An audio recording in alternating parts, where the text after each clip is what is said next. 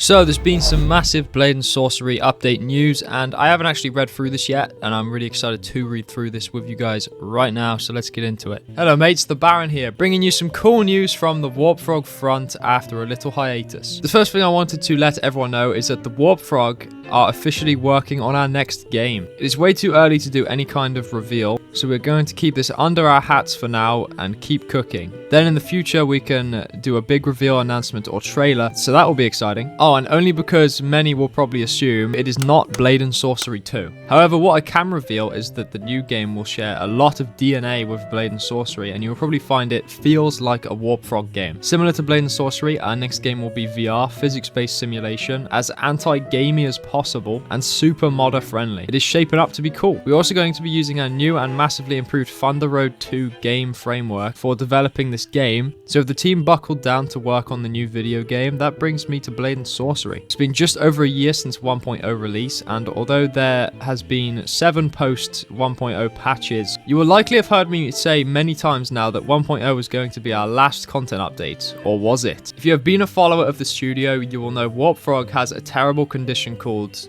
scope creepitis, where we literally cannot leave things alone or follow our own production plans. Therefore, I'm here to announce the upcoming Byeth updates for Blade and Sorcery. What are the Byeth updates? Byeth is the name of the planet on which Blade and Sorcery takes place. The Byeth updates are going to be a series of 4 free content updates for PC, VR, and Nomad that expand upon the other nations of Byeth: Rakata, Centaura, Kar, Tib, and Madlu, by bringing official canon weapons and armor from these nations into the game. If you own the game, you will receive these updates as free content when they are ready. The first of the updates, the Rakta update, will release later this year, likely towards the end of this year. The Centaura update, Kar-Tib update, and Madlu update, these names are hard, will follow next year, leading all the way up to the end of 2026. And then we see some really cool Rakta armor concept art with what seems to be the Rakta symbol. Looks as if whatever Rakta is, it's going to be some sort of like Asian inspired nation with like samurai stuff or whatever, which is so cool. We love Blade and Sorcery, the journey that brought us here, and the fan base, as mentioned. It is really hard for us to step away, but Thunder Road has made it impossible to continue expanding significantly on Blade and Sorcery to the point that we have tried. However, as we are now entering a heavy development period for our next video game, we know we would feel bad to leave WarpFrog fans waiting long for something new to look forward to from the studio.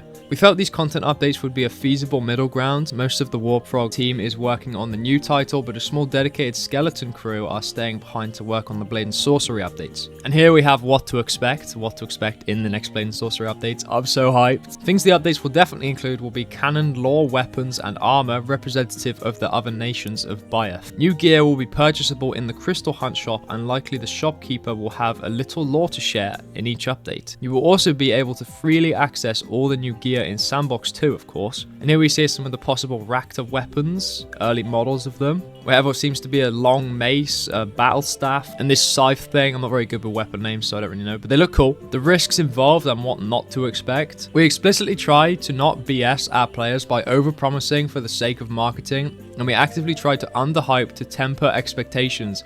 Is that a dig at you know what? I hope so. So I want to hit you guys with some information on what not to expect. These updates need to have a spec ops level of precision and demonstrate restraint in what we can and cannot add. Adding something new is like placing a block on an already wobbling Jenga tower. What won't be included in the updates is anything feature heavy that could break the game. That means nothing like new dungeons, maps, or major mechanics. Ouch. The emphasis is going to be on weapons and armor type content. I wonder if that means we're going to get any new spells. I don't think we will. So we are going to get a decent amount of content, but they are going slightly light on it to prevent a bunch of stuff from breaking, like mods, which is pretty handy.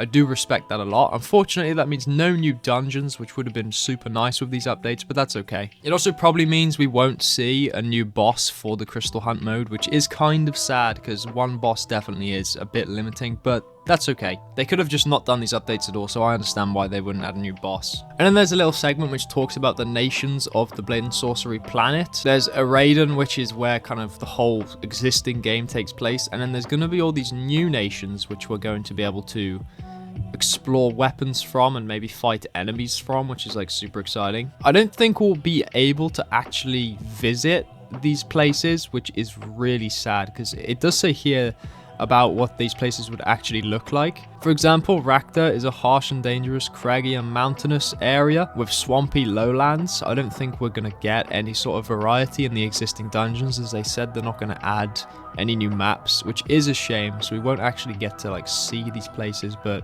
that would take a lot of development time, so I understand why they're not doing that, although it is a shame. But we do get to see the flags for Centara, Khartib, and Madlu. They all look pretty cool. I'm very excited to see what the different people from these locations look like. I assume we're going to at least be able to fight NPCs from these different regions that I guess have shipped over to where we are. And it also looks like Blade and Sorcery is moving to Unity 6, which is the newest version of Unity. I'm pretty sure this is something that Stress Level 0 is also doing for Bone Lab, so that's pretty exciting. It's cool to see all of these studios like moving up to the newest version so they can do everything they can. That's all for now, folks. Next you will hear from me is when the Rakta update is more developed and I will be able to share some previews of new content. I will likely have a better idea of when the update will drop around then too. Cheers. So that's a really exciting update. It definitely is limited in some ways, but at the same time these are kind of meant to be more smaller content updates just to kind of flesh out the Blade and Sorcery world and give us something while they work on the next game, which I do appreciate.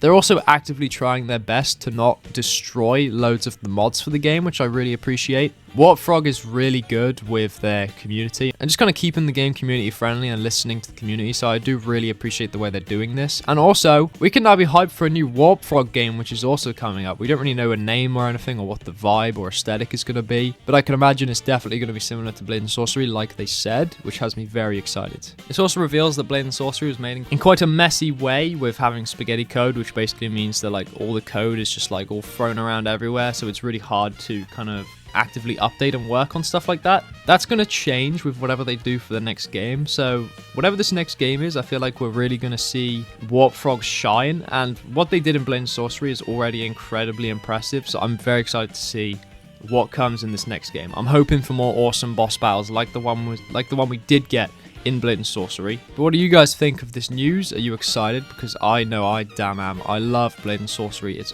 one of the best VR games, and I can't wait to find out what this next game looks like. Thank you all for watching, and make sure to subscribe for more VR news, and I hope to see you guys on the channel again. Special thank you to all of my current channel members. You guys are the best. I really appreciate you. Thank you very much.